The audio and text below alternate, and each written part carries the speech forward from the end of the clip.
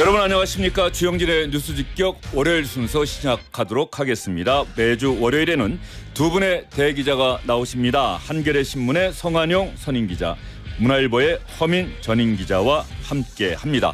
코너 이름 기억하시겠습니까? 풍운 객잔 코너입니다. 주영진의 뉴스 직격은 변함없이 오늘도 여러분의 참여를 기다리고 있습니다. 단문은 50원, 장문은 100원, 유료 문자 샵 1035 열려 있고요. 인터넷 라디오 고릴라 게시판이나 유튜브 채팅창 이용도 가능합니다. 주영진의 뉴스 직격 광고 듣고 잠시 후에 다시 돌아오겠습니다. 육회 바른 연어 육회 바른 연어 생생하게 떠오르는 그 맛 생생한 게 땡길 땐 육회 바른 연어 육회 바른 연어 육회 바른 연어 생생하면 떠오르는 그 맛 생생한 게 땡길 땐 육회 바른 연어. 청원문의 1644-6895. 평범한 오늘을 특별한 내일로, 일상의 모든 것이 더 가깝게, 더 나은 내일로 연결되는 브랜드시티의 중심. CTOCL 7단지 4월 오픈 예정. 032-831-1141 HDC 현대산업개발, 현대건설, 포스코 ENC. 자담 맵소이킥 치킨이 어떤 맛이냐면 시속 200km를 막 달리다가 그다음에 포탄이 터지는 전장에 있다가 캘리포니아 해변에 누워있는 막 그런 킥이 있다는 거지. 흑마늘 소이 소스에 강렬한 킥을 만끽하라. 자담 맵소이킥 치킨. 콕콕콕 거짓말 끝까지 시원하죠. 콕콕콕 거짓말 머리끝 발끝까지 콕콕콕 거짓말 뭉치고 뻐근할 땐 누워만 있으면 피로가 스르르. 장윤정의 안마의자 코지마. 콕콕콕 거짓말 거짓말 안마의자. 집에도 여행도 닥터필 닥터필 파리도 뉴욕도 방콕도 닥터필 닥터필 세계를 누비는 대한민국 필터 샤워기 닥터필. 셰프 에드워드 리입니다. 나비엔과 매직이 만나 대한민국 주방이 쾌적해집니다. 초고화력 인덕션과 자동 연동되는 3D 에어후드, 미세 화력 조절까지 가능한 가스레인지와 스마트한 전기 오븐, 전자레인지까지. 와우, 어메이징. 새로운 주방 시스템의 탄생. 나비엔 매직.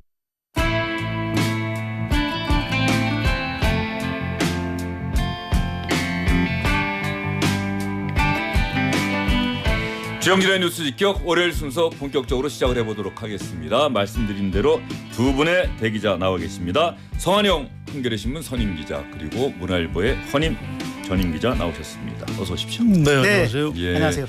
일주일이 지났습니다. 먼저 성한용 기자, 일주일 사이에 뭐 정치권의 양당의 경선 절차가 본격화하고 있긴 한데 뭐 예상했던 대로, 예측했던 대로 그대로 진행되고 있다, 이렇게 볼 수가 있을까요? 예, 그렇습니다. 원래 대선이라는 게 경선도 그렇고 본선도 그렇고요. 일정이 확정이 되면 사실 이 정치부 기자들은 마음이 좀 편해집니다. 그 네. 일정대로 쭉 가는 거기 때문에 이제 중간에 이제 한두 번 이변이 있을 수 있어요. 그래서 예. 이번 대선도 아무리 거리에 의한 조기 대선이지만 좀 뭐 돌출 변수 이런 거에 의해서 뭐 한두 번 파도가 있을 수는 있습니다. 그런데 어쨌든 일정이 지금 확정이 돼 있기 때문에 그냥 쭉 따라가면서 마음 편하게 이렇게 지켜보시면 될 것 같습니다. 예. 사실 정치부 현장 기자들이 대선 후보 경선 때나 본선거 때 전국을 다니면서 유세를 취재하면은 우리 청취자 여러분들은 혹여라도 후보들의 연설은 그때그때 다르구나 이렇게 생각할 수가 있지만, 사실은 제 경험으로 보면은 똑같은 얘기를 계속 반복해서 하면서 지역만 바꾸지 않습니까? 네, 어떻게 보면 좀 민망할 정도로 같은 얘기를 하고 다니죠. 네, 뭐 공약도 그렇고 정책도 그렇고, 예, 뭐 대구에서 뭐 국가적인 공약을 했는데 부산 가서 달라지고 광주 가서 달라지지는 않지 않습니까? 그러니까 정말 지역만 바꾸고 그렇게 하는 경우가 많은데, 그래서 사실은 대선 취재는 큰 재미가 없다는 얘기들도 있어요. 사실은 취재하면 역시 국회의원 총선거 취재죠. 왜냐하면 250여 개 선거구에서 뭐 각양각색의 인물들이 나와서 겨루고 또 말잔치를 벌이고 말싸움을 하고 하니까. 근데 대선은 이제 송 선배 말씀하셨던 것처럼 어떻게 보면 이제 이게 프로세스대로 그냥 가는 거기 때문에, 다만 이제 상대방의 결정적인 실수가 나오는지 아니면은 또 여기서 뭐 예상치 못했던 어떤 돌풍 변수가 생기는지 이런 것들을 이제 주의해 볼 필요가 있는 거죠. 네. 네. 대통령 선거가 예상했던 대로 늘 접전인 경우가 상당히 많았는데 또 접전이겠다 변수가 나오면 혹시 어떻게 될지 모른다라는 예측이 민망할 정도로 또 압도적인 표차로 승부가 났을 때도 있고 이번에 아까 성환영 기자 말씀하셨는데 뭐 한두 차례 또 변수가 있을 가능성이 있다 이렇게 말씀하셨는데 뭐 어떤 것들이 있을 수가 있겠습니까? 아주 쉽게 말씀드리면 이재명 후보가 여론조사에서 압도적인 1등을 달리고 있는데 가장 조심해야 될 적이 한 사람이 있어요. 본인입니다. 본인. 그렇습니다. 예. 그래서 본인이 본인 발에 걸려서 넘어지지 않도록 요새 이제 일정도 줄이고 메시지도 아주 차분하게 나가고 있고요. 그 전에 돌발 발언이 가끔 있었죠. 그래서 좀 사고가 났었는데 요즘 주변의 연설문 쓰는 참모들이 굉장히 마음 편해해요. 아주 써준 그대로 가서 얘기를 한다고요. 그래서 지금 이제 수비형이죠. 이렇게 안정 위주의 전략으로 좀 가고 있는 것 같습니다. 예. 이재명 후보의 적은 이재명 자신뿐이다 이런 얘기가 있고 허민 기자가 보기에는 변수가 뭐가 남아 있을까요? 그 말씀을 많이들 하시더라고요. 예, 근데 이재명 대 반 이재명 선거다. 이 얘기는 바로 이제 이재명 대 이재명의 선거다 이런 얘기인데 지난 대선 미국 대선 때의 대선의 성격을 트럼프 대 트럼프의 선거다라고 얘기했던 사람들이 있었어요. 그러니까 트럼프가 실수하느냐 안 하느냐 스스로. 트럼프 대 반 트럼프의 선거였기 때문에 이거 비춰서 그런 이재명 대 반 이재명, 이재명 대 이재명의 선거 이렇게 얘기하시는 분들이 있는데 지금 이제 대선이라고 하는 거가 사실 어떻게 보면 이제 진영을 결집해서 이제 양강구도로 갔을 때는 대부분 큰 표차 없이 박빙의 선거를 했던 경우가 많이 있습니다.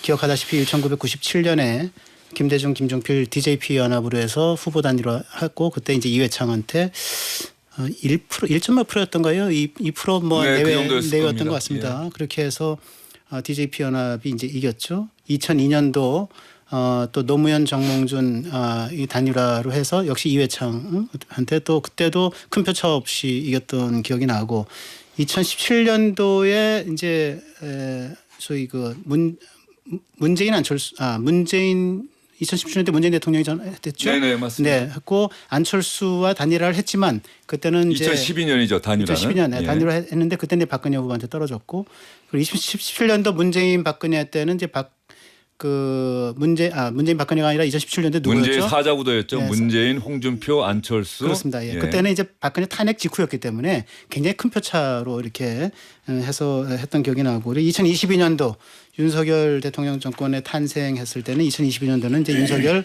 안철수 이렇게 해서 단일화해서 이재명 후보한테 이겼던 근데 그때도 굉장히 표차가 적었던 기억이 나는데 역대 최소 득표율 차죠. 0.73%포인트죠. 그런데 그게 뭐냐면 이게 후보 단일화가 되어서 진영 결집을 하고 그다음에 저쪽은 또 이제 저쪽 나름대로 진영 결집을 했을 때는 저희 표차가 많이 안 나고 그래서 이제 박빙의 이제 선거를 했던 기억이 나요. 그래서 이번 선거는 이제 사실은 8년 전 박근혜 탄핵 이후의 선거처럼 굉장히 일방적으로 국민의힘이 어려운 선거일 수 있는데 변수는 지금 보면 이제 한독수 변수랄까 아니면 소위 빅텐트론이랄까 이런 것들을 통해서 얼마나 이제 반 이재명 결집을 해낼 수 있는가 거기에 관전 포인트가 있다 이렇게 말씀드릴 수 있을 것 같습니다. 알겠습니다. 여기서 하나 허민 기자가 빠뜨린 게 2007년 대선인데 2007년 대선 때도 이명박 당시 후보 치열한 당내 경선을 거쳤었죠. 본선이라고 하는 평가를 받았던 당내 경선을 거쳤는데 본선 과정에서도 여러 가지 의혹들이 제기되면서 다스해주는 누구인가라는 의혹도 여러 가지 변수는 있었습니다만 결과는 역대 최다 표차의 압승이었다. 그렇죠. 또 이런 과거도 또 기억이 나네요. 성환영 기자 당연히 현장 취재하셨을 텐데. 예, 2007년에도 제가 현장 유세를 지방에 꽤 많이 따라다녔었어요. 그래서 쭉 보고 진짜 누가 이길지 모르겠더라고요. 그 마지막 순간까지. 이명박 후보가 아슬아슬하게 이겼고 그 당시에는 사실 박근혜 후보가 경선에서 이겼어도 아마 대선을 이겼을 겁니다. 그 정도로 이제 김대중, 노무현 10년 집권의 어떤 반작용 이런 분위기였죠. 그래서 그때 이미 예선이 본선이다 그런 얘기가 있었고요. 예선에서 이제 이명박 박근혜 두 분이 지금은 나중에 감옥에도 가고 탄핵도 당했지만 그 당시엔 참 멋졌어요. 나름대로 이명박 전 대통령이 그 당시에는 실용주의, 네. 합리적 보수, 개혁 보수 이런 쪽을 대변했고요. 이제 박근혜 전 대통령은 그 당시에 그 정통 보수 뭐 이런 정도를 대변했죠. 그래서 두 사람의 싸움이 그냥 단순히 무슨 뭐 세력 다툼이 아니고 보수 안의 어떤 노선 대결, 정책 대결로 하면서 굉장히 그 아주 그 인상적인 그 장면을 연출했던 게 있습니다. 어떤 면에서 보면은 보수 세력을 지지하는 분들 입장에서 가장 기억에 남고 투표에 참여할 맛이 났던 경선이 2007년에 한나라당 대선 후보 경선이 아니었나 싶을 그렇습니다. 정도로. 예, 이제 그 이후에 한 10년, 이명박 5년, 박근혜 거의 5년 이렇게 하면서 그때 분위기를 회복을 못하는 것 같아요. 예. 그래서 이번에 이 안에서 이제 윤석열 전 대통령에 대한 뭐 탄핵 찬반 이걸 가지고 잘하면 노선 정책 대결 같은 게 벌어질 수도 있지 않을까 약간 기대를 했는데 지금까지 봐가지고는 뭐 그런 장면을 좀 보기는 어려울 것 같습니다. 예. 지금 말씀하신 거를 조금만 더 부연을 하면 2007년도에 이제 소위 이제 그 보수 진영은 그렇게 해서 보수 간의 이제 철학과 이념과 정책 대결로 나아가서 성공한 그러한 이제 경선, 당내 경선을 치렀는데 반면에 2007년도에 이제 민주당계 그 당시는 이제 정동영 후보였죠. 최종적으로는 정동영 후보가 됐죠. 됐는데 그때 결국 이제 노무현 정권 당시에 그 노 대통령과 후보 간의 극심한 불화 그리고 이제 당청 갈등 사실은 어떻게 보면 지금의 이제 그 윤석열 정권의 이제 몰락을 가져왔던 당청 갈등이라고 하는 거, 당대 갈등이라고 하는 게 2007년도에 이미 전범을 보였던 것 같아서 만약에 그런 거를 반면교사로 삼지 않고 계속해서 이게 뭐랄까 그런 그 기류를 계속 가져가게 되면 나는 회복하지 못할 또 탄핵을 당한 그 정당이기 때문에 회복하지 못할 그 대선 결과를 가져오게 되는 거 아닌가. 보수로서는 보수 계멸의 보수의 무덤이 될 만한 선거가 될 수도 있겠다. 저는 그런 생각도 좀 사실 지금 싸워야 돼요. 그게 지금 너무 지금 조용한 겁니다. 뭐 좀 이따 얘기하겠습니다만 토론도 뭐 별 그렇게 생각보다 뜨겁지 않고 그래서 이건 당이 이거 저러다 쪼개지는 거 아닌가 싶을 정도로 치열해야 그나마 좀 흥행도 되고 당 전체 지지도가 올라갈 수 있는데 지금으로선 뭐 별로 그런 조짐이 없는 것 같습니다. 그렇습니다. 2007년 대선을 복귀해 보면 당시 민주당 계열 새천년 민주당에서 분당돼서 노무현 전 대통령을 지지했던 열린우리당 분당되고 열린우리당이 다수당이 되고 그러나 당청 갈등 이런 것들이 반복되면서 결국 열린우리당이 쪼개지면서 다시 새천년 민주당과 합당해 가는 과정에서 아마 정동영 후보의 최종적인 그 당적이 지금은 생소한 대통합 민주신당 아니었나 싶어요. 그렇습니다. 예. 대통합 민주신당으로. 맞습니다. 예. 그래서 할 수 있는 모든 것을 하기는 했는데 결국 결과는 역대 최다 득표차의 참패였다. 그렇습니다. 그리고 정동영 후보는 그로부터 상당 기간 정치적인 활로를 찾기가 좀 어려웠고 보궐선거에 출마하려고 하다가 오히려 당에서 나가야 하는 그런 상황까지 그런 수모까지 겪지 않았습니까? 정동영 후보가? 예, 근데 우리가 이제 그 부분을 조심해야 돼요. 당청 갈등이 있으면 불리할 것 같죠. 그렇지 않습니다. 2007년부터 5년 뒤에 2012년에 당은 이제 박근혜 대표, 그다음에 청와대는 이명박 대통령. 예. 엄청나게 차이가 나빴죠. 뭐 행정수도 이전, 뭐 행정수도 신행정수도 건설하는 걸 가지고. 당의 전직 대표가 나와서 국회에서 반대 토론을 하고 누가 봐도 저 집안 망하게 생겼다 했는데 그렇지 않거든요. 여당 안에서 야당 역할을 했기 때문에 2012년 대선에서 이긴 겁니다. 그래서 당청 갈등이 꼭 나쁜 것이다. 네. 이렇게 볼 필요가 없다. 네. 건강한 토론은 여기서 필요하다. 한번 지금 성한영 기자 지적하신 것처럼 이 당청이 왜 집권만 하면 당과 청와대가 한 목소리를 내야 한다라고 하는 강력한 요구가 청와대나 지금은 용산이죠. 대통령실로부터 항상 나오고 당에서는 그러한 목소리에 화합하고 부응하는 세력이 당내 주류로 떠오르고 그러니까 대통령과 좀 반대의 목소리 견제하고 비판하는 목소리는 그건 야당이 할 일이지 여당이 할 일이 아니다라고 하는 바람에 당청 관계가 건강하지 못하게 흘러가는 이것들이 좀 너무 반복돼 왔던 것이 아닌가. 저는 성한영 선배가 지금 말씀하신 것이 일말의 진리가 있다고 생각을 하는데 그럼에도 불구하고 저는 또 이런 측면을 봐야 된다고 봅니다. 그 당시에 2008년 이명박 정부 이제 5년이 계속되면서 소위 그 청와대 권력과 여의도 권력이 달랐다. 즉 이제 박근혜가 지배하던 강력한 차기 주자가 있었죠. 그렇습니다. 예. 달라서 당청 갈등이 계속됐고 그럼에도 불구하고 2012년도 대선 2007년도 이전부터 이미 그 친명과 친박 간의 갈등은 굉장히 심했죠. 예. 그러나 2007년도 대선에 친이와 친박. 친이와 예. 친박입니다. 친명이 아니고 예. 네. 친이와 친박 간의 갈등이 심했는데 그럼에도 불구하고 2007년도 대선을 앞두고는 박근혜 그러니까 친박 계열의 이 계열에 대한 투쟁이 그 대선 시기에 중단됐었어요. 그리고 그때 이회창 후보가 그때도 나왔었는데 이회창 후보가 그 도와달라고 하는 그거를 박근혜가 거절을 했죠.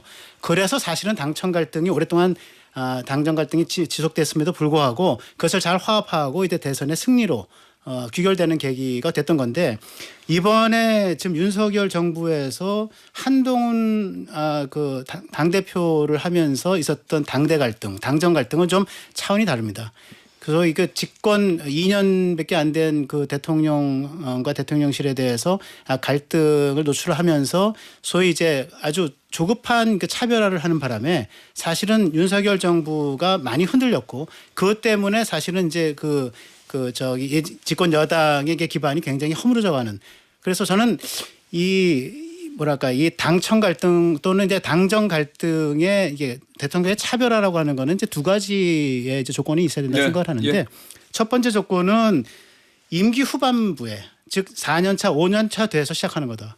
그리고 대통령이 당 대표에 대해서 그래 나를 밟고 가라라고 사인을 해줘야 그때 본격적인 당청 갈등 또는 대통령과의 차별화가 되는 거다 이렇게 생각을 하거든요. 그 대표적인 예가 노무현한테 나를 밟고 가라 했던 전두환 그래서 6.29 선언이 나왔던 거거든요. 노태우 전 대통령 오늘 좀 제가, 차분하게 말씀하셔도 될 것 같습니다. 그래서 저는 그런 이제 역사적 경험을 반추해 봤을 때 결국은 이제 이 한동훈 당 대표의 조급한 이 차별화라고 하는 것이 결국은 여권의 갈등 그리고 심지어는 여권 집권 기간의 붕괴로까지 이어지는 또 다른 요인을 제공했던 거 아닌가. 그래서 당청 갈등을 해설하는데 여러 가지 시각과 관점이 있다고 하는 거. 말씀을 좀 드리겠습니다. 짧게만 추가할게요. 우리가 이제 너무 옛날 얘기를 해서 청취자들한테 죄송한데요. 최근 얘기를 해보죠. 한 3년 동안 윤석열 대통령을 등에 업은 친윤 세력들이 국민의힘 안에서 거의 당을 장악했죠. 비상계엄도 못 말린 거 아닙니까? 그래서 지금 파면된 거 아니에요? 그래서 사실 갈등이 있어야 되는데 없으면 이렇게 망하는 수가 있는 겁니다. 저는 그 포인트를 짚고 알겠습니다. 두 분의 이야기가 계속되고 있는데요. 이 시간에 민주당이 한 의원이 전화를 주셨네요. 제가 아까 전화를 드렸었는데 전화를 안 했는데 방송 중이라서 받을 수는 좀 없을 것 같고요. 알겠습니다. 그 두 분 이야기 나오셨는데 또 윤석열 전 대통령 이야기가 나왔으니까 조금 전에 오늘 있었던 재판에서 윤석열 전 대통령 하면은 청취자 여러분들 기억하시는 게 저는 사람에 충성하지 않습니다라고 했던 그 이야기 그 말 한마디가 윤석열 검사를 대통령으로까지 이끌었다라는 평가가 있었는데 오늘 재판에서 윤석열 전 대통령에게 불리한 증언을 하는 특전사 간부 김영기 특전대대장이 오늘 재판에서 증인으로 나와 저는 사람에게 충성하지 않습니다라는 윤석열 전 대통령의 말과 똑같은 이야기를 했다고 합니다. 저는 꼭 드리고 싶은 말이 있었습니다. 제가 군생활을 23년 하면서 바뀌지 않는 게 있는데요. 그것은 국가와 국민을 지키는 것이고 저는 사람에게 충성하지 않습니다. 조직에 충성하고 조직은 국가와 국민을 지키라고 했습니다. 12월 4일 받았던 임무, 정치인을 끌어내라는 임무를 제가 어떻게 수행할 수 있겠습니까? 조성현 수방사 경비단장에 이어서 김영기 특전대대장도 윤석열 전 대통령의 발언을 인용을 해서 당시 명령은 내가 도저히 받아들일 수 없는 명령이었고 차라리 저를 항명으로 처벌해달라는 이야기까지 오늘 했다고 합니다. 서한영 기자 어떻게 들으셨습니까?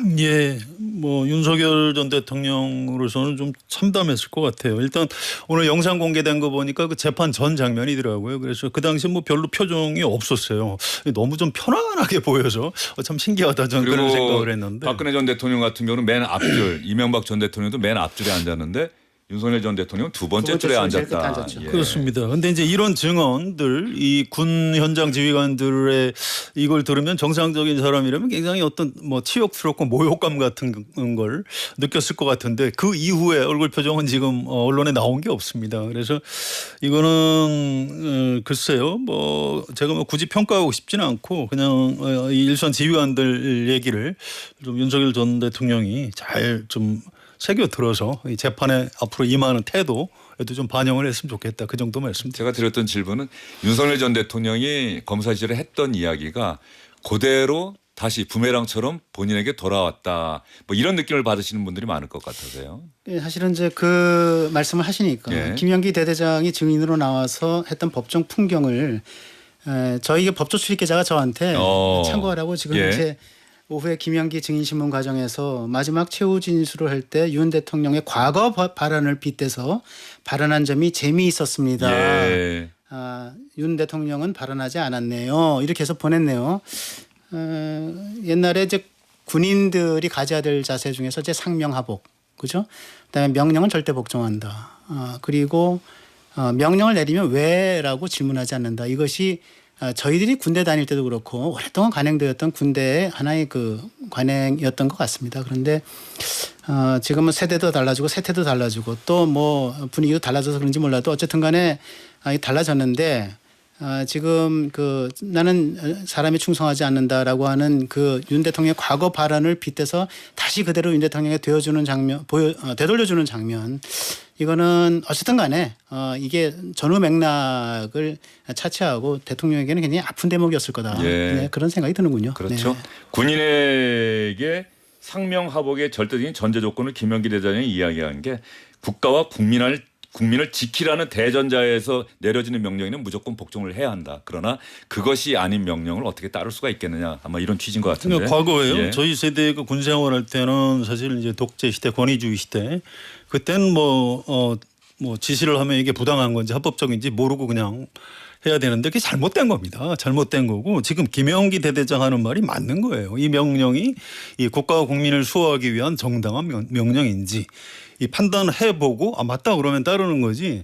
이거는 아무리 생각해도 불법이다. 그런 명령을 따르면 안 되는 거죠. 이건 군인은 제복을 입은 민주주의의 시민이다.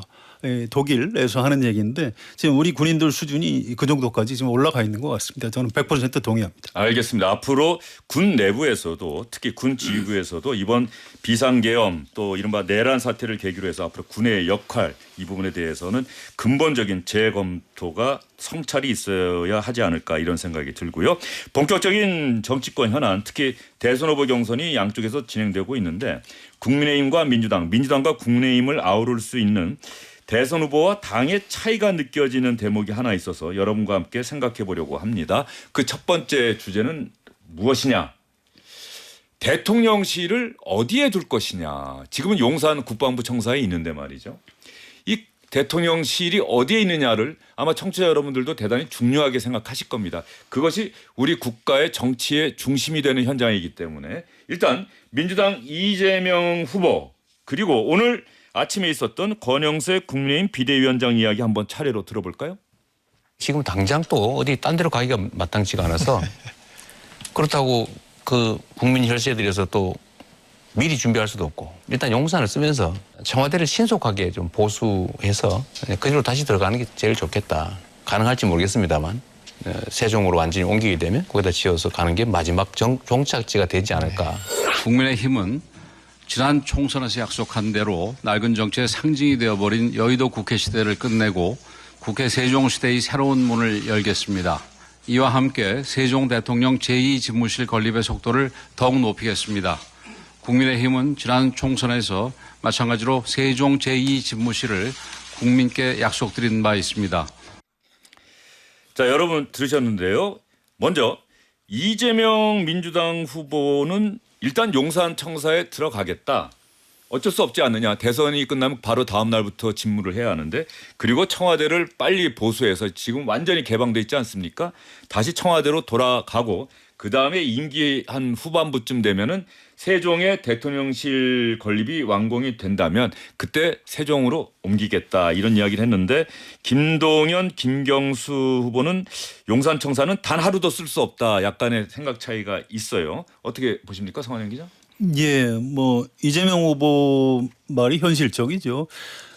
뭐 기분이야 용산 들어가고 싶지 않겠죠, 누구나. 그런데 그럼 당장 지금 인수위도 없지 않습니까? 대선 다음 날 어디로 대통령이 책상에 앉아서 서류 보고 결재를 해야 되는데 네. 그걸 어디서 하겠습니까? 집에서 할 수도 없고. 그래서 일단 이거는 민주당 안에서 토론을 여러 번 거친 것 같아요. 그래서 일단 뭐 용산 윤석열 대통령이 쓰던 집무실을 최단 시간 좀 시간을 줄여서 사용을 하고 청와대를 전체를 다시 뭐 보수해서 들어가는 건 아닙니다. 그 안에 이제 비서동 중에 1층만 네. 외부인들한테 개방이 되어 있고요. 그 위층은 개방을 안 했다고 합니다. 그래서 시설이 또 굉장히 오래된 건물이기 때문에 약간 손을 볼 필요도 있고요.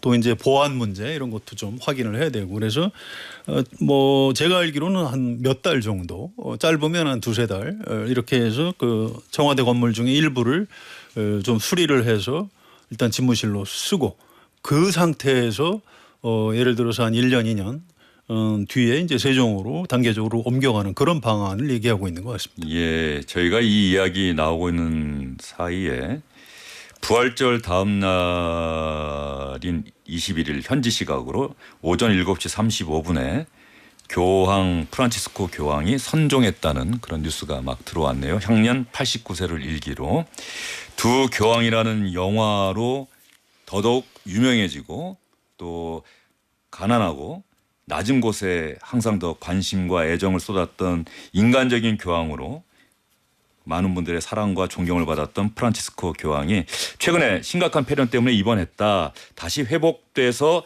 다행이다 이런 이야기가 나왔는데 부활절 다음 날인 21일 오전 7시 35분 현지 시각으로 선종했다는 뉴스가 들어와 있습니다.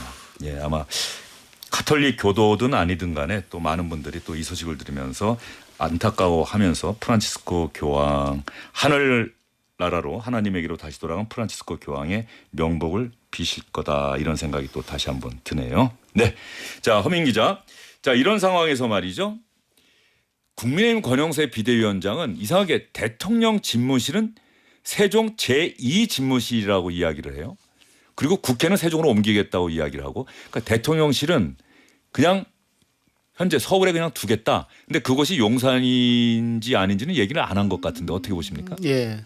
근데 그 권영세 대표의 말도 그렇고 국민의힘 내의 전반적인 기류는 잠시라도 청와대로 다시 돌아가는 것은 적절치 않다. 윤석열 전 대통령이 청와대에는 단 하루도 또 들어갈 수 없다고 해서 라고 얘기를 했었고 그리고 어쨌든 이것이 좋든 싫든 간에 용산에 상당한 정도의 시간과 비용을 들여서 건립을 해서 원로 들어갔는데 그러면은 지금 일단 기존의 시설물들을 좀 적극 활용하는 것이 좋겠다라는 생각을 하고 있는 것 같고요.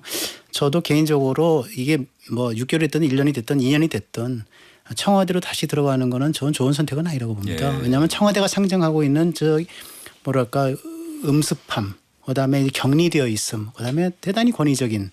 제가 김대중 대통령 말기에 후반부에 청와대를 출입했었는데 사실은 청와대의 출입 기자로서 이제 비표받아가지고 청와대 안에 대통령 행사를 취재할 때 이외에는 정말로 청와대를 뭐 근접거리에서도 쳐다볼 수가 없는 곳인데 예, 뭐 그 저뿐만이 아니라 무슨 일반인들은 말할 나이도 없고 장차관들도 이 근접하기가 쉽지 않죠. 접근하기가. 예.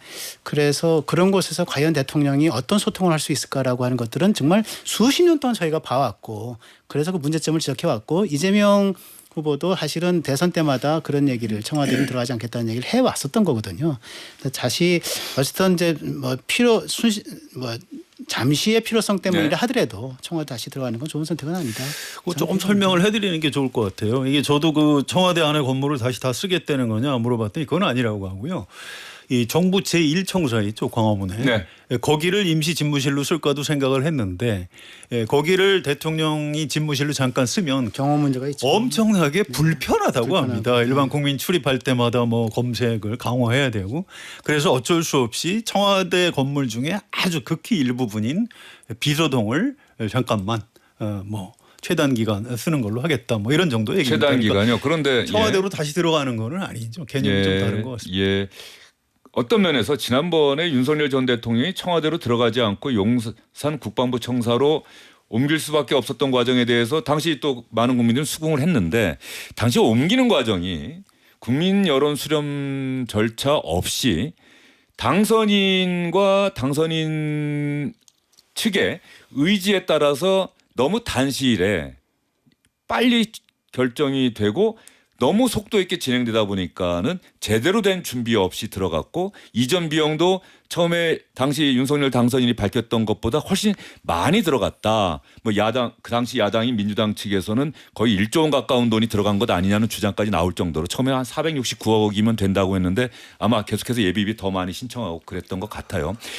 그렇다고 한다면 차기 정부는 한 달에서 몇 달 사이에 여론 수렴 과정과 정치권 내부 뭐 이런 어떤 공개적인 의견 수렴 절차를 거쳐서 한번 그렇게 결정하는 건 어떨까 싶어요.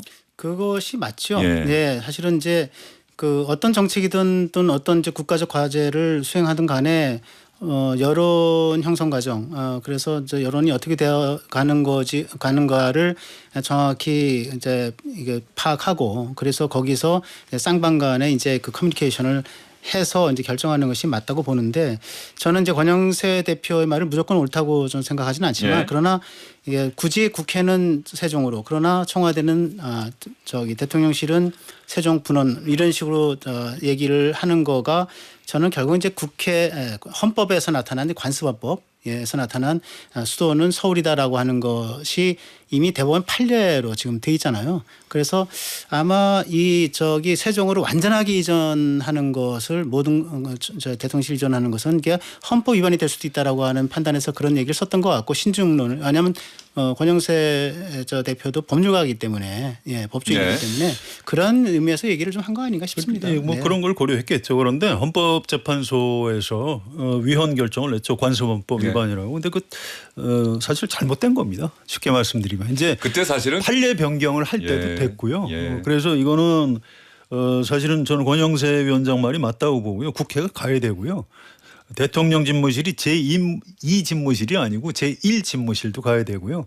대법원하고 헌법재판소도 가야 된다고 생각합니다. 그러니까 행정수도 우리 대한민국 행정수도는 아예 세종으로 이제 옮기자. 그럴 그렇게 때가 갈 됐다. 때가 됐어요. 그런데 좀 아까 두 분 예. 말씀하셨듯이 이 공론화 과정은 거쳐야 돼요. 이게 그 행정수도로 이전하는 게 그냥 정치인들이 이렇게 합의해서 덜렁해야 되는 거는 아닙니다. 그래서 좀 어떻게 생각하시는지. 그러니까 이를테면 서울에서 행정 관련 기관들이 다 빠져나갔을 때 그럼 괜찮은 건지에 대한 그 설득과 설명 이런 것도 좀 필요하고 그래서 충분한 과정을 좀 거칠 필요는 있는 꼭 거죠. 다음 대통령이 되는 분 또 그분과 함께하는 분들이 이 대통령 집무실을 어디에 둘 것이냐라는 부분에 대해서는 그 국민적인 여론 수렴 절차를 좀 갖춰서 시간을 갖고 충분한 검토를 했으면 좋겠다는 생각이 듭니다. 너무 빠른 속도로 어디로 옮기겠다 결정하겠다 이러지 않는 게 더 낫지 않을까 뭐 이런 생각도 두 분 말씀드리면서 많은 분들이 하실 것 같고요.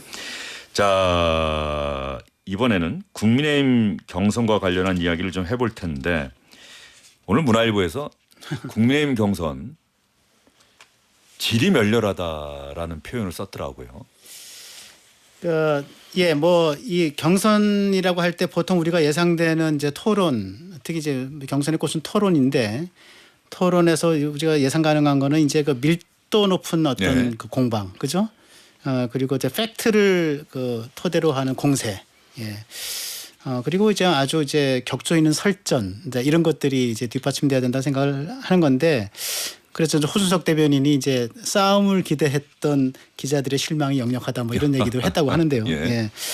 그런데 지금 보면은 사실은 제가 보더라도 송 선배 말씀하셨던 것처럼 조금 기운이 빠진 듯한 그 내용들이 있었고 그리고 일부는 또 특정 후보의 신체 부위라든가 뭐 이런 것들을 거론하면서 약간 조금 저질 공방으로 가는 것도 좀 있었던 것 같고. 그러니까 홍준표 후보가 네.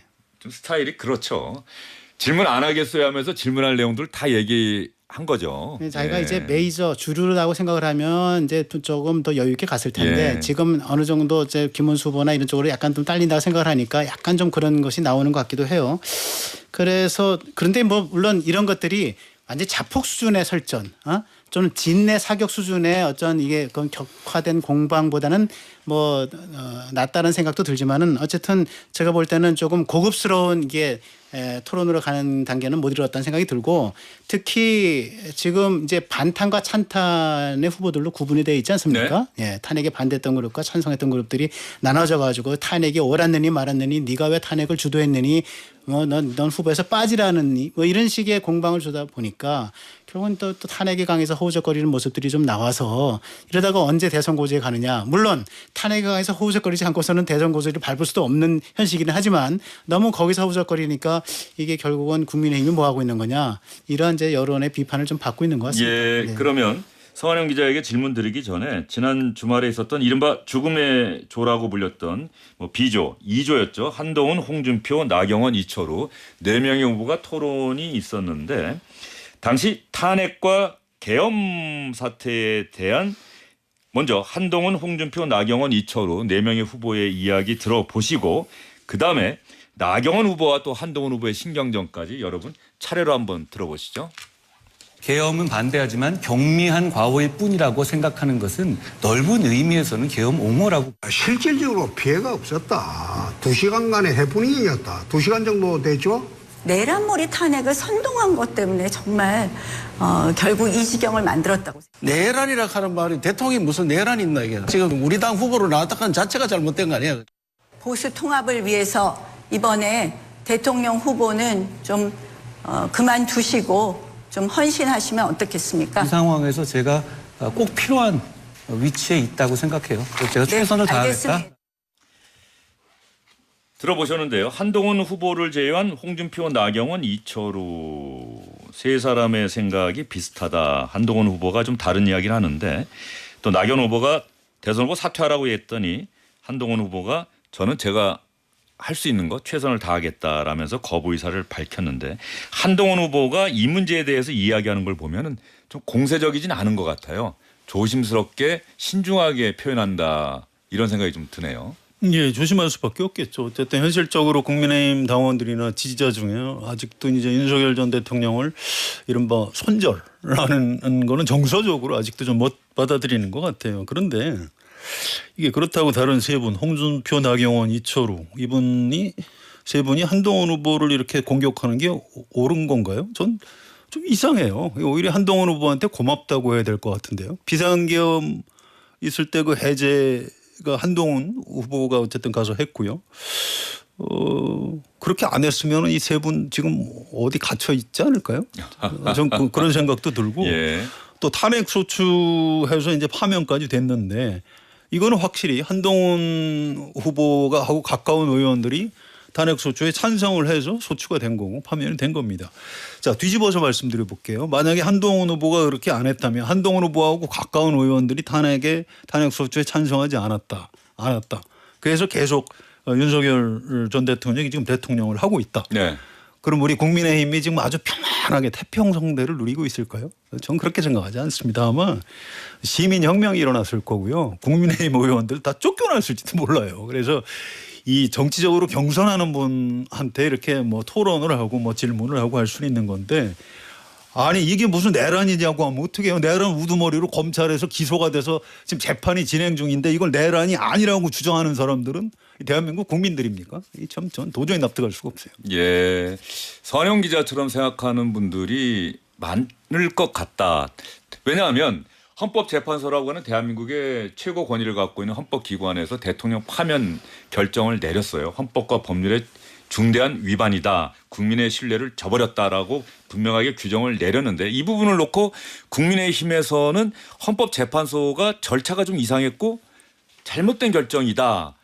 뭐 이런 어떤 그 거리에 나갔던 분들의 목소리에 너무 집중하다 보니 대선 후보들마저도 그 목소리에 따라가고 있는 것 아니냐. 잘못된 것은 잘못됐다고 이야기할 수 있는 그런 대선 후보 경선이 돼야 하는데 그러지 못하고 있는 것 아니냐 또 이런 평가도 나올 법합니다. 그 말씀 전에 이제 그 뇌란 죄인이다라고 얘기하는 거는 저희가 좀 표현을 자제해야 된다고 생각을 합니다. 예. 뭐 어쨌든 지금 알겠습니다. 형사 재판 예. 중이고 예. 예, 그 내란 혐의를 받고 있는 사람이죠. 내란 우두머리 혐의를 받고 있는 사람인데 내란 수괴다. 내란 정당이다. 내란 공모 세력이다. 이제 이렇게까지 얘기하는 거는 저는 무죄추정의 원칙에도 어긋난다고 보고요. 그리고 그 가운데 일어날 수 있는 이제 근데 이제 공수처 이 내란 집사건이 없는 공수처의 수사 문제라든가 아니면 헌법재판소의 여러 가지 그 형사소송법 준용할 수 있는 형사소송법을 위반해가면서 여러 가지 했던 적법 절차의 문제, 훼손 문제 이런 것들은 제가 뭐 독립운동하듯이 글도 썼고 얘기를 해왔던 것인데 그걸 여기서 다시 재탕할 생각은 없습니다. 지금 이 순간. 그러나 다만 이재명 대표가 지금 재판을 받고 있는데 위증교사범이라고 이재명한테 얘기할 수 있습니까? 제가 못하잖아요. 위증교사 혐의를 받고 있는 사람이 얘기하는 거 아닙니까? 그러니까 이건 형사재판이 끝나지 않았기 때문에 그렇게 얘기할 수 없는 거다라는 얘기를 하는 거고 그래서 헌법재판소가 형사재판이 끝나지도 않았는데 결국 내란 혐의를 다 사실상 다 인정하는 취지의 얘기를 해서 그걸 가지고 탄핵을 했기 때문에 이건 결국은 나중에 형사재판에서 어떻게 결론이 날지에 따라서 굉장한 대혼돈이 발생할 수 있을 수 있다라는 얘기를 제가 지난 시간에도 말씀드리고 지금도 말씀을 드리는 겁니다. 그런 게 하나 있고요. 그리고 지금 이 죽음의 비조에서 뭐 나경원, 홍준표, 또 이철우 이 후보들이 한동훈 후보를 공격하는 거는 결국 한국 사회에서 사실은 가장 그 상처가 깊은 트라우마가 뭔지 혹시 아시겠습니까? 한국 정치에서 가장 상처를 많이 받는 트라우마가 저는 배신자 트라우마라고 생각을 합니다. 예. 네. 근데 사실은 유승민 전 의원이 이 배신자 트라우마로 8년 전 박근혜 탄핵 이후로 지금까지 8년 동안 재기를 위해서 몸부림쳤지만 결국은 재기를 못하고 있는 거거든요. 저는 이 배신자 트라우마가 옳다 틀리다라는 얘기를 하고 있는 게 아니고 현실을 얘기하는 거예요. 왜냐하면 정치라고 하는 것은 사실의 게임이기도 하지만 또 한편으로는 인식의 게임이기도 한 건데 배신자라고 하는 인식이 바뀌는 순간 사실은 정치로 굉장히 어려워지죠. 저는 이 소위 반탄에 앞장섰던 나경원, 홍준표, 이제 이철우 이 세 분이 찬탄에 앞장섰던 한동훈 후보에게 이 배신자 프레임을 씌우면서 공격하고 있는 거다. 저는 그렇게 읽었습니다. 예. 최소한 끌어들이지는 말아야 되는 거 아닌가요? 그거를 한동훈 너는 후보 자격 없어 뭐 이런 식으로 몰아붙이는 거 아니에요? 그러니까 배신자 프레임이 현실이라는 건 저도 인정을 하는데 우리가 아무리 정치지만 당위론을 따져야 돼요. 옛날에 박근혜 대통령하고 유승민 원내대표하고 충돌했을 때 그 박근혜 대표가 옳았던 건가요? 전 그렇게 생각하지 않아요. 현실적으로 대구 경북을 중심으로 유승민은 우리 대구 사람인데 저 박근혜 대통령한테 어디 함부로 달려들었어 배신자야. 이런 식으로 낙인을 찍어서 그렇게 된 거죠. 그런데 그렇다고 해서 유승민 전 의원이 뭐 그렇게 굉장히 뭘 잘못했습니까? 그러니까 윗사람 들이봐도 무조건 잘못하는 거예요. 아까 저 김영기 대대장이 한 말이 맞는 거 아닌가요? 국가와 국민이 중요한 거지 박근혜라는 사람한테 무조건 충성하는 게 맞는 건가요?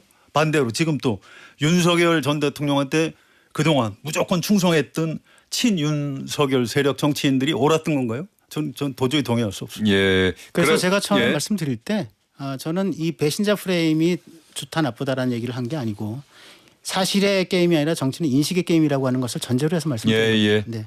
그런 면에서 이렇게 한번 질문 드려볼까요? 국민의힘도 당연히 뭐 어려운 상황이긴 합니다만 대선에서 뭐 이기고 싶다. 이기기 위해서 할 수 있는 모든 걸 다 하겠다. 그러다 보니 국민의힘 뭐 친윤계 의원들 중심으로 해서 이른바 한덕수 차출론도 나오고 네. 뭐 그러고 있는 것 같긴 한데 결과적으로 국민의힘 경선 돌아가는 판을 보면 중도 확장성 있는 후보들은 뭐 이러저러한 이유로 경선 규칙 때문에 또 이러저러한 이유로 한덕수 차출론 때문에 오세훈 서울시장 포기했고 중도 확장성이 있다고 평가받는 유승민 전 의원 경선 규칙 보더니 결국 나는 안 하겠다라고 불참을 했고 뭐 이렇게 돌아가다 보니 국민의힘이 결국 대선에서 이길 생각이 있는 거냐 그런 사람들까지 다 아우러서 큰 판을 펼쳐서 그 멋진 승부를 해야 중도로 갈 수 있는 건데 경선 규칙으로 그런 사람들 못 들어오게 만들고 한덕수 차출론으로 그러면 내가 아니란 얘기냐 그럼 난 못 하겠다라고 하고 뭐 이러면 이게 혹시 대선 이유를 오히려 생각하고 있는 것 아니냐. 정치권에 있는 사람들이. 예, 그렇게 부정적으로 볼 수도 있는데요. 예. 한편으로는 대선에 출마하는 이 많은 후보들이 전부 다 대선 이후 패배할 대선 이후에 내가 당권을 지겠다 뭐 이런 것만 생각하고 몰려드는 거다라고 예단하기는 조금 무리한 추측이라는 생각이 들고요. 제가 어떤 말씀을 드렸던 적이 있는데 이 탄핵 이후의 논리와 탄핵 이전의 논리는 다른 겁니다. 탄핵 이후에는 탄핵의 논리라고 하는 것이 작용하기 때문에 그래서 2017년도 박근혜 탄핵 이후에 그 2017년도 대선 때 그때 소위 이제 그 문재인 뭐 등등 해서 뭐 이 심상정까지 해서 안철수 중도까지 포함해서 70%. 그때 나머지 이제 홍준표, 유승민 해서 30% 이게 7대3의 구도가 됐던 거고 저는 이 7대3의 구도가 탄핵 이후에 소위 이게 대선판을 그 말하자면 규정하는 구도라고 생각을 했던 거고요. 다만 이재명 대표의 이제 대중적인 비호감도를 봤을 때 이것이 한 6대4 정도로는 축소될 수 있겠다는 생각을 하는데 그렇기 때문에 이 6대4 구도로 우리가 보수의 괴멸을 당하느냐 앉아서 그렇기 때문에 한덕수 대망론 한덕수 차출론이 나오는 거고 실제로 지금 한덕수 차출론은 한덕수의 뭐 출마를 할까 이것은 어느 정도 프로그래밍화돼 있다. 그래서 어느 단계에 가서는 이제 얼마 안 남았습니다. 이제 한 10여일밖에 안 남았어요. 5월 3일 공직서 사퇴 시한이니까 그 전까지 한덕수의 출마는 저는 프로그래밍 매물 나오듯이 증권가에서 이렇게 나오게 돼 있다. 저는 그런 생각을 좀 해보게 됩니다. 한덕수 대행이 침묵하고 있는 이 침묵이 계속된다는 이야기는 침묵 안 했어요. 침묵 안 했습니다. 파이낸셜 타임스 인터뷰에서 노 코멘트라 그랬죠. 노 코멘트. 정치인이 노 코멘트라는 거는 말을 하는 겁니다. 사실은. 이 간복이 계속 하겠다는 거예요. 그러니까 이렇게 쭉 보다가 국민의힘 그 경선 후보 확정되는 게 5월 3일이죠. 그다음에 그 대선 출마하려면 사퇴해야 되는 게 5월 4일일 겁니다. 그렇죠. 그때 봐서 여론조사 지지도가 더 높으면 그만두고 나오겠다. 뭐 이런 얘기 아닌가요? 이건 좀 이게 안 돼요. 이거는 이게 그 지금 거의 모든 신문이 뭐 진보 보수 다 떠나서 한덕수 대행 대선 출마 여부 등 입장을 확실히 밝혀라. 출마하려면 관둬라. 아니면 지금 출마 안 하고 국정에 그 정권 이양기에 최선을 다하겠다. 뭐 이런 입장을 밝혀라. 이렇게 하는데 그걸 말을 안 듣고 있는 거예요. 지금 대통령 권한대행이 무슨 자기 그 개인적인 뭐 이렇게 대선 놀이하는 자리예요. 이건 대한민국 국민에 대한 예의가 아닙니다. 계속 나오고 싶으면 당장 사퇴하고 물러나야 됩니다. 자 그러면 좀 노코멘트 이야기를 하셨어요. 그 이야기로 또 자연스럽게 넘어갈 수밖에 없는데 그러니까 파이낸셜 타임즈와의 인터뷰에서 대선 출마에 대한 질문을 받았더니 노코멘트다 이렇게 이야기를 했다고 하는 건데 오늘 그 노코멘트라고 하는 말에 대해서 민주당의 김민석 의원이 또 한 이야기가 있어요. 김민석 의원 이야기를 한번 들어보겠습니다. 한덕수 대행이 출마 여부를 묻는 질문에 노코멘트라 답했습니다. 어디 국민 앞에 영어 자랑하며 헛소리를 합니까? 다가올 내란 수사를 피하기 위해 승산도 없는 대권 후보자로 바꿔타려는 음흉한 방탄 속셈이 통할 줄 압니까? 이미 족합니다. 물러나십시오. 김민석 의원의 아주 강한 비판을 여러분 들어보셨는데요.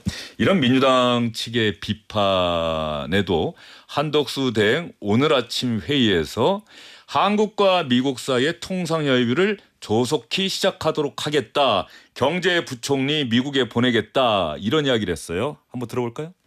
본격적인 협의를 위해 경제부총리와 산업부 장관을 공동 수석대표로 정부 합동대표단이 미국 워싱턴 DC로 출발합니다. 오는 4월 24일 저녁 9시 미국 시간으로 오전 8시 최상목 경제부총리와 안덕근 산업부 장관은 미국 베센트 재무부 장관, 그리어 USTR 대표와 한미 2+2 통상협의를 개최합니다. 한미 간 첫 회의가 의미 있는 협력의 출발점이 될 것이라고 기대합니다. 한덕수 대행은 민주당이 비판하든 말든 나는 내 갈 길을 가겠다라고 하는 것 같아요. 그리고 지금 현재 한국과 미국의 통상 문제가 워낙 시급하니 지금 민주당도 약간 갈등이 좀 있을 것 같아요. 사실은 지금의 어떤 한덕수 대행 체제가 당장 현안으로 떠오른 이런 관세 이른바 전쟁 이 부분에 대해서 손 놓고 있으라고 하기도 뭐하고 그렇다고 또 적극적으로 하라고 하기도 뭐하고 한 이제 40여일 뒤면 새로운 정부가 출범하니 그 정부가 책임감 있게 하는 게 맞다라고 이야기를 하면서도 또 하지 말라고 이야기하기도 뭐하고 말이죠. 그러니까 민주당은 한덕수 얘기만 나오면 흥분 상태에 들어가거든요. 이 얘기는 뭐냐면 한덕수의 등장이라고 하는 거가 상당히 불가예측한 변수가 될 수 있다라고 하는 것을 말해주는 거거든요. 그러니까 다 된 밥에 코 빠뜨릴 수 있겠다 이런 생각을 하는 거예요. 한덕수 대 지난 주에 저희가 간단히 짚어봤지만은 통상주석본부장을 했죠. 하버드 석박사 경제학을 했죠. 총리, 부총리, 대통령 권한대행, 주미대사를 했죠. 예, 그러니까 지금 이 소위 두 번의 이 찬스가 있었어요. 자기가 대통령직 출마하느냐. 예컨대 미국 트럼프 대통령과 전화 통화할 때 출마할 겁니까? 그러니까 아직 고민 중입니다. 그죠? 이번에 파이낸셜 타임스에서 아직 결정하지 않았습니다. 노 코멘트. 아무리 정치를 모르는 사람이라 하더라도 이렇게 얘기할 때는 뭔가 자기 의중이 있기 때문에 이렇게 한다고 저는 보고 있고요. 재미있는 에피소드 하나 말씀드리면 김문수 캠프 사람들 제가 이제 좀 만나보니까 이분들은 김문수 후보에게 죄송합니다만은 이를 어떻게 후보로 만들어서 당선시킬까를 얘기하는 것이 아니고 김문수 후보가 우리가 저 당의 공식 후보가 되면 어떻게 한덕수 저기 총리와의 저기 단일화를 통해서 강력한 단일 후보를 만들어가지고 그걸 가지고 대선에 나갈 것인가 빅텐트를 칠 것인가 이 얘기를만 해요. 그러니까 그 얘기는 한덕수의 등장이라고 하는 것이 프로그래밍화돼 있고 그걸 통해서 대선으로 나가자 할 때 그래도 지금보다는 조금 더 찬스가 있을 수 있겠다라는 생각을 하는 것은 분명하다. 저는 그런 생각을 좀 해봐요. 한덕수 대행이 이러시면 안 돼요. 한미 간의 통상 문제 중요합니다. 거기에 전력하시면 돼요. 간단합니다. 저 이번 대선 출마 안 하고 이 국정을 최선을 다해서 챙겨서 다음 대통령 되는 분한테 잘 넘겨드리겠습니다. 잘 수습하고. 그렇게 하면 되는 거예요. 이게 최근 여론조사 이런 걸 봐도 압도적인 우리 국민 다수가 한덕수 대행 대선 출마 찬성하지 않아요. 왜 민심을 지금 거역합니까? 전 도저히 이해할 수 없어요. 예.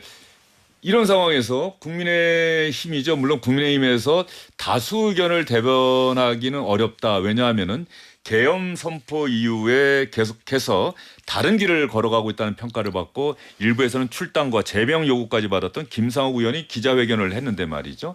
지금 한덕수 대행 차출론에 대해서 윤석열 전 대통령의 거취 문제에 대한 생각을 밝혔는데 청취자 여러분과 함께 들어보도록 하겠습니다. 저는 국민의힘의 첫째, 대통령에 대한 즉시 제명, 둘째, 12.3 사태에 대한 진정한 대국민 사과와 재발 방지 약속, 셋째, 경선에 참가하지 않은 한덕수 국무총리와의 추후 야합 없음에 대한 약속, 넷째, 12.3 사태로 촉발된 시급한 민생의 어려움을 해결하기 위한 추경의 조속한 합의 및 대책 제시를 마지막 충정의 마음으로 요구합니다. 마지막 충정의 마음으로 요구합니다. 그러면서 김상욱 의원이 이런 이야기를 했어요. 지금 국민의힘 경선에서 김문수 후보 있지 않습니까? 허민 기자님. 김문수 후보가 자유통일당 당대표를 했던 분이 갑자기 또 국민의힘에 들어와서 국민의힘 대선 후보가 되겠다고 경선하는 이 상황을 국민들이 과연 제대로 보겠느냐 이런 이야기까지 했는데 지금 국민의힘의 전반적인 당내 흐름과 분위기가 예전보다도 더 많이 오른쪽으로 이른바 광장의 자유통일당 집회 이쪽으로 가고 있는 것 아니냐 그런 우려와 위기의식을 김상욱 의원은 표출한 것 같은데. 그럼에도 불구하고 김상욱 의원이 저렇게 얘기하는 건 뭐 얘기할 수 있다고 봅니다. 뭐 당내에서 다양한 목소리가 있는 것이고 또 자기 나름대로는 국가를 생각하고 우려해서 하는 거라고 저는 생각을 하고요. 그럼에도 불구하고 국민의힘은 오른쪽으로만 가고 있는 것이냐 울트라 라이트로만 가고 있는 것이냐 꼭 저는 그렇지 않다고 보는 것이 사실은 지금 이 소위 말하는 이제 그 진보 쪽에 이제 소위 반면 그룹들, 뭐 정세균, 뭐 아니면 이낙연 그룹 이런 쪽가 뭐 이미 물밑으로 만나고 있고, 그래서 제가 확인을 한 거고요. 내일자에 제가 이제 문화일보 한 기면짜리 쓰는 제 정치 카페에도 그 내용이 나옵니다. 제가 두 분 쓰는 칼럼들은 꼬박꼬박 읽고 있습니다. 국민의힘은 그래서 자기네들이 2번도 포기할 수 있다. 기호 2번도 포기할 수 있다. 대선 후보 기호. 그런 식으로까지 하면서 어쨌든 오른쪽뿐만 아니라 왼쪽까지도 다 포함해서 이 저 큰 텐트를 치고 나가겠다라고 하는 것을 명확히 하고 있기 때문에 저는 오른쪽으로만 가는 거 아니냐라고 하는 얘기에는 조금 반론을 필 수 있다 생각을 합니다. 예, 이른바 중도 빅텐트론까지 충분히 가능하다. 염두에 두고 있다. 그런 말씀이십니까? 추진하고 있습니다. 텐트는 캠핑할 때만 치는 거고요. 또 바람이 세게 불면 날아갑니다. 그래서 또 중요한 게 지금 텐트는 이렇게 휙 던지듯이 하면 펴지는데 옛날 텐트는 가운데 기둥을 세워야 돼요. 이른바 우리 옛날 말로 뻘대라고 하죠. 지금 국민의힘에 세울 만한 이른바 뻘대가 있나요? 전 그 불가능한 뇌피셜에 불과하다 생각합니다. 허민 기자가 취재하고 계시다고 하니까 말이죠. 일부 언론에서 예전에 깜짝 놀랄 만한 뭐 민주당 계열의 정치인들, 그러니까 노장 정치인들이죠. 뭐 이런 분들의 또 고건 전 총리까지 뭐 함께하는 한덕수 출마 촉구 기자회견이 있을 것이다라는 기사를 제가 본 기억이 있는데 오늘 네. 그런 움직임이 있습니까? 예, 좀 있었던 것 같습니다. 근데 잠시 보류가 된 것 같은데 현실화할지는 잠시 보류가 된 것 같은데 이것이 계속 보류가 될지 아니면 언젠가 또 이게 나타나게 될지는 아직 예측하기는 어렵습니다만은 그런 움직임이 있었던 건 분명한 것 같습니다. 오늘 당사자들한테 확인하느라고 정치부 기자들이 좀 바빴어요. 이 시간까지 확인 안 되고 있습니다. 아직까지요. 손학규라는 이름이 들어가서 좀 깜짝 놀랄 일이 깜짝 놀랐죠. 예, 알겠습니다. 월요일에 주영진의 뉴스 직격 여기서 인사드리도록 하겠습니다. 두 분 고맙습니다. 네, 감사합니다.